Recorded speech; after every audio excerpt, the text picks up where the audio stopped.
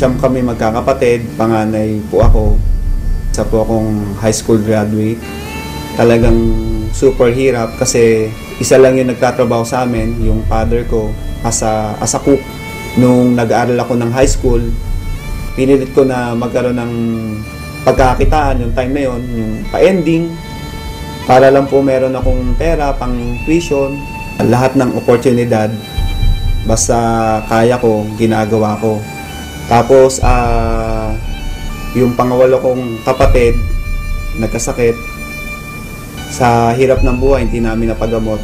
So, namatay siya. Tapos po, yung pangsyam naming kapatid, ganun din po ang sakit. And yung time na yun, 14 years old na po ako noon. Hindi ko hayaan na wala akong magagawa. Kaya, na-push po ako magtrabaho para patunayan sa sarili ko na meron akong ginagawa bilang kapatid.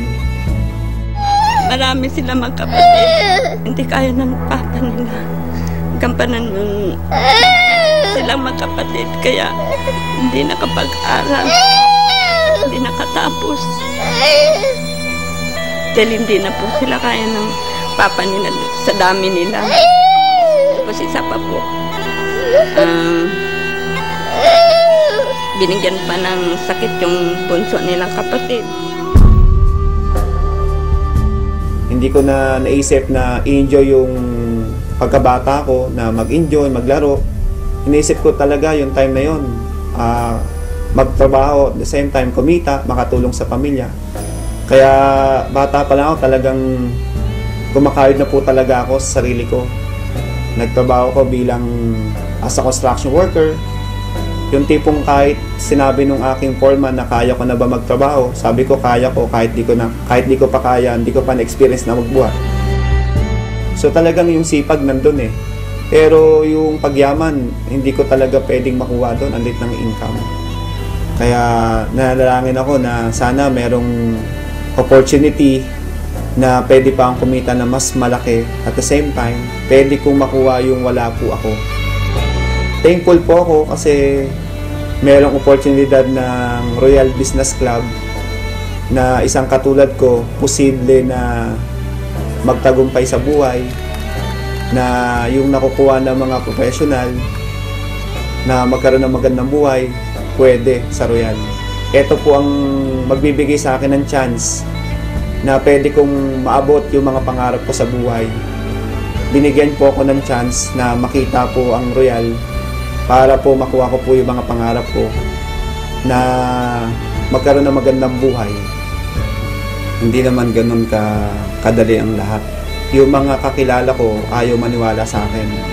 Yung mga hindi ko kakilala, sila yung ina-approach ko sa Royal.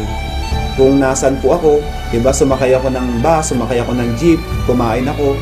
Tapos lagi po ako merong flyers. Talagang sabi ko, okay lang to. Talagang ginagawa ko na lang siya as a challenge para sa akin. Hanggang dumating sa time na merong taong naniwala sa akin. Ang maganda po doon, nakita nila yung pakisama ko. At ayun po yung naging dahilan para po gawin nila ang Royal. Nandun po talaga yung sinseridad ko na tulungan sila para po magawa nila yung tama yung negosyo ng Royal. Kaya yung nagsisimula po ako, yung unang mga naniwala sa akin, yun po talaga yung unang tinulungan ko at hindi ko pinabayaan na hindi sila maging successful para po makuha nila yung mga pangarap nila sa Royal. Kaya ngayon po, yung mga pangarap ko, isa-isa ko na pong natutupad. Ngayon dahil sa Royal, yung pangako ko sa magulang ko, natupad ko po na mabigyan po ng bahay. Yung pangako ko na sarili ko na magkaroon din po ako ng tirahan, na hindi po nakikitira lang po o nangungupahan. Nagkaroon po ako ng sarili kong bahay at lupa.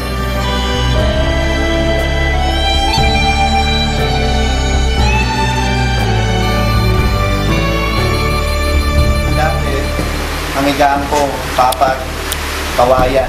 Pero ngayon, nakakutsyon na ako. Isang room. So, sa second floor, meron po tayong 3 room. Lahat ng nakita nyo po ngayon, lahat po yan katas po ng Royal. Tapos po, nagkaroon po ako ng pangalawang sasakyan, brand new. Ito ko, yung kulay white Montero. Pangalawang sasakyan ko na nabili sa Royal. Tapos po, after 5 years, hindi ko po ito pinangarap. Pero sabi nga sa Royal hindi po bawal managinip. So masasabi ko, itong pangarap na nakuha ko, ito po yung panaginip na pangarap. Pero dahil sa Royal, yung panaginip na pangarap ko nagkatotoo. Nakabili po ako ng sports car 911 Turbo Porsche. Kaya sa Royal, hindi mo ina-expect ipagkakalob sa'yo kahit di mo pangarap matutupad. Hindi po ako mapaniwala na isang katulad ko, nagdadrive po ako ng sports car. Kaya thankful po ako sa Royal, sa Panginoon, kasi binigyan po ako ng magandang resulta. Sila po yung may daylan o may plano po neto bakit ko po nakuha ito. Ang laki ng kita ko na binibigay sa akin ng Royal, na imposible po sa labas na pwede kong kitain yun. Kaya yung mga pangarap ko sa loob ng 5 years may get, talagang lahat po natupad ko na po. So maganda doon, kumikita ka na sa mga products. The end of the year, bibigyan ka pa ng Royal ng profit sharing. So nakakatuwa, binigyan pa ako ng 142,998. Yeah, tapos ito po yung mga ticket ko sa Europe. Tapos yung sa taas po is South America. Ayan po yung travel namin sa Brazil.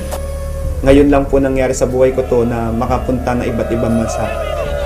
Hindi po para magtrabaho, para lang po magbakasyon at sightseeing, mag-enjoy.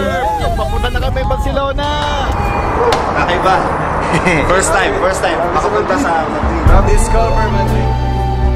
Pantay-pantay sa Royal, na kahit high school graduate lang po ako, pwede kang maging top earner. Noong 2009, overall, naging top 1 po tayo. And 2010, naging top 1 uli. And 2011, naging top 1. Ako din po yung unang-unang na-recognize po na Chairman Circle.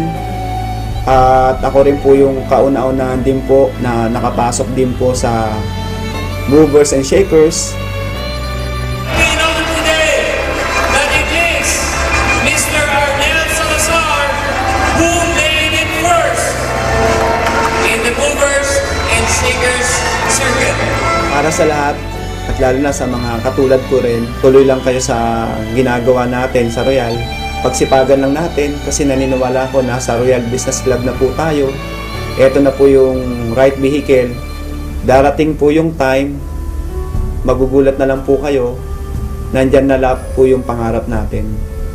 Sa lahat ng ginagawa natin, sa lahat ng paghihirap na ito, bandang dulo, expect nyo, meron din pong naghihintay na magandang resulta.